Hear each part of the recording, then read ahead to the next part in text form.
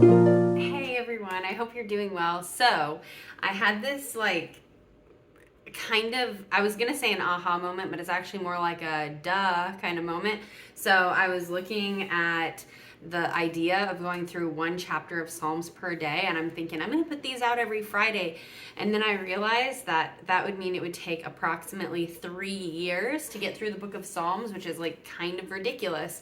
So, I'm just going to go more for time, I guess, and try to knock out a couple of Psalms at a time. I am really interested in going through the entire book of Psalms, which I don't know. The people who know me know that I start projects and sometimes I don't finish them, which is like probably not the best way of promoting my YouTube channel by saying that. But I am excited about the book of Psalms, and I've just been learning so much about God's heart and our heart towards God as I've been reading, because I am kind of like reading these ahead of time. And so, anyway, so I'm just gonna start reading and we'll see how it goes. So, starting in Psalm chapter 2. Psalm chapter 2 is super interesting because it actually is dealing a lot with the Messiah. Which, as Christians, we know that the Messiah is Jesus Christ. So there's a lot of prophecy within the book of Psalms, and chapter 2 is a great example of that. I'll try to point it out, like specific things if I see them, but also just kind of like, if you have that in your mind, you'll probably notice it a lot for yourself. Okay, so Psalm chapter 2, verse 1. Why do the nations rage, and the people plot a vain thing?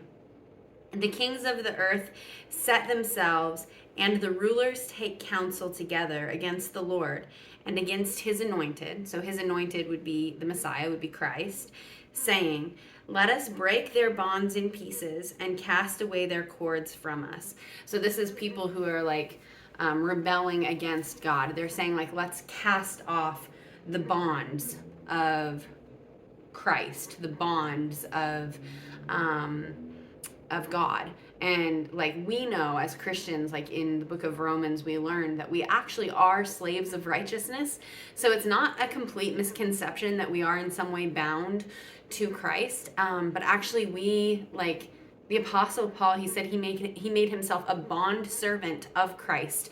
So if you read like in the Torah, in the law, the bond servant was someone who they had served their 7 years as an indentured servant, and then the year of Jubilee came and they have the freedom to leave.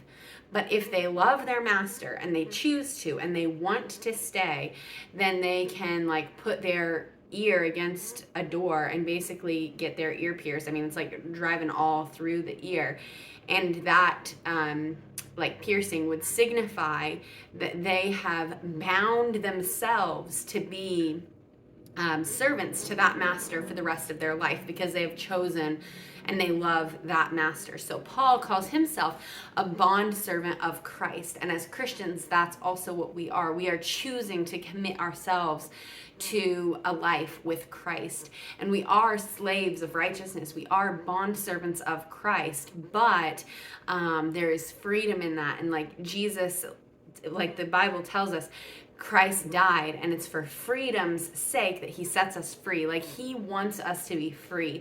And there is freedom from sin and freedom within our servanthood to Christ.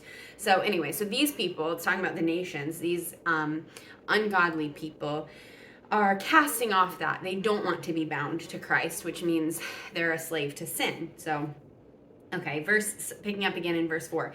He who sits in the heavens, so that's God, shall laugh. The Lord shall hold him in derision. Then he shall speak to them in his wrath and distress them in his... then he shall speak to them in his wrath and distress them in his displeasure. And now this is a quotation in verse 6. Yet I have set my king on my holy hill of Zion. So it's talking about Christ. So Christ is exalted. Jesus has been made Lord. Yet I have set my king on my holy hill of Zion. I will declare the decree. The Lord has said to me, you are my son. Today I have begotten you. Ask of me, and I will give you the nations for your inheritance and the ends of the earth for your possession. You shall break them with a rod of iron. You shall dash them to pieces like a potter's vessel. Wow, there's so much there. But as believers, we actually have the ability to gain the nations as our inheritance through the gospel. So as we preach the gospel to the world, and as we share the good news of Christ to the world, we are actually inheriting God's kingdom. We are expanding God's kingdom. And God says, the nation, I will ask of me. So we ask the Lord, ask of me, and I will give you the nations for your inheritance. And it's specifically speaking to Christ because all things are under his feet. Okay. So ask of me, and I will give you the nations for your inheritance and the ends of the earth for your possession. So for the possession of Christ through the gospel. And then it says, you shall break them with a rod of iron. You shall dash them to pieces like a potter's vessel. And this is also, I believe, like prophetic about the end times, because when Jesus returns actually for his reign on earth in the new heavens and the new earth, it says he will reign with a rod of iron, which is going to be a joy to those of us who follow him. And then of course the nations who don't follow him, who are in rebellion, they're not gonna like that so much. If they don't like Jesus, they're not gonna enjoy him being the ruler, right? Verse 10, now therefore, O wise kings, be instructed, you judges of the earth. Serve the Lord with fear and rejoice with trembling. Kiss the Son. So it's talking about Christ paying honor and respect to the Lord. Kiss the Son, lest he be angry and you perish in the way. When his wrath is kindled but a little, blessed are all those who put their trust in him. So this, to me, Psalm chapter 2 is really... It's a very prophetic chapter, and it's really sharing the joy that can be found in the gospel, that we are blessed when we put our trust in him, and how dangerous it is when we don't. Okay, Psalm chapter 3, and this is a psalm of David when he fled from Absalom, his son. Lord, how they have increased who trouble me. Many are they who rise up against me. Many are they who say of me, there is no help for him in God. But you, O Lord, are a shield for me, my glory and the one who lifts my head. I cried to the Lord with my voice, and he heard me from his holy hill. I lay down and slept. I awoke, and the Lord sustained me. I will not be afraid of 10,000s of people who have set themselves against me all around. Arise, O Lord, save me, O my God. For you have struck all my enemies on the cheekbone. You have broken the teeth of the ungodly. Salvation belongs to the Lord. Your blessing is upon your people. Just a few quick things I'm going to point out about this. I love that he's the lifter of our head. Like, you think about when you're depressed or downtrodden, or just, it's literally in the word, like down in the dumps, right? And you're moping around, and he's the lifter of our head. He gives us confidence. He gives us a joy. The joy of the Lord is our strength. He gives us a joy that goes beyond our circumstances. It's far beyond what we're going through in the morning. The lifter of my head, I just absolutely love that. And I also love this, especially if you think about this, if you're going through a hard time. I lay down and slept. I awoke, for the Lord sustained me. And you think about in the context of what David is writing, he's saying he was able to sleep through the night and not be killed, right? Because he was being pursued and chased actually by his son to be killed. And he was able to sleep through the night and awake, and he wasn't killed in the night. But even for us, with whatever we're going through, the fact that we sleep and then we wake up and it's a new day and God is there and he's sustained us and he's kept us safe through the night, that's an amazing blessing. So those are just the two things about Psalm chapter 3 that I wanted to point out. And then, let's go ahead and read chapter 4 as well. So Psalm chapter 4, the subtitle here is The Safety of the Faithful. And it's to the chief musician with stringed instrument, a psalm of David. Wouldn't it be so cool to actually hear the music? I wish And I know there are actually some people who like make songs. I mean, we have so many of, even our worship songs are filled with verses from the Psalms, but I wish I could hear the original music of the Psalms. I bet it would just be amazing. I guess when we get to heaven, we can have a concert. So chapter 4, starting in verse 1. Hear me when I call, O God of my righteousness. I have that highlighted, O God of my righteousness, because we know that our righteousness comes from him. So hear me when I call, O God of my righteousness. He is our righteousness.